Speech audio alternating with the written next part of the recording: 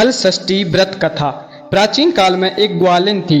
उसका प्रसव काल अत्यंत निकट था।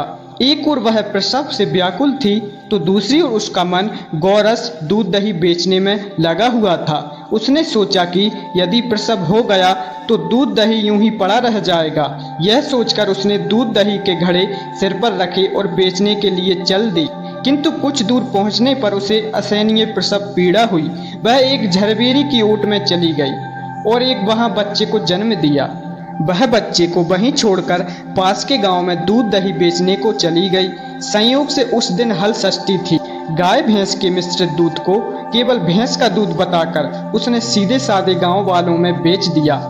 उधर जिस झरबेरी के नीचे उसने बच्चे को छोड़ा था उसके समीप ही खेत में एक किसान हल चला रहा था। अचानक उसके बैल भड़क उठे और हल्का फल बच्चे के शरीर में घुसने से बालक मर गया। इस घटना से किसान बहुत दुखी हुआ, फिर भी उसने हिम्मत और धैर्य से काम लिया। उसने झरबेरी के कांटों से ही बच्चे के चिरे हुए पेट में टांके लगाए और उसे वहीं छोड़कर चला गया। कुछ देर बाद ग्वालिन दूध बेचकर वहां आ पहुंची।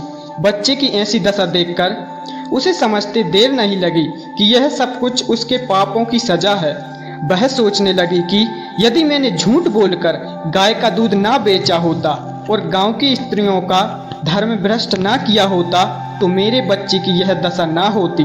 अतः मुझे लौटकर सब बातें गांव वालों को बताकर प्रायश्चित करना चाहिए। ऐसा निश्चय कर वह उस गांव में पहुंची जहां उसने दूध दही बेचा था। वह गली गली घूमकर अपनी करतूत उसके फल स्वरूप मिले दंड का बखान करने लगी।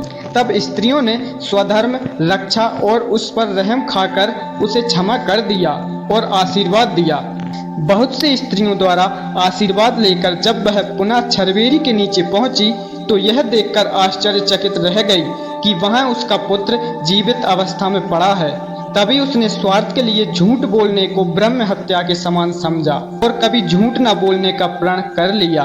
तो ऐसी है हल षष्ठी व्रत कथा। ऐसी वीडियो देखने के लिए चैनल को सब्सक्राइब करें।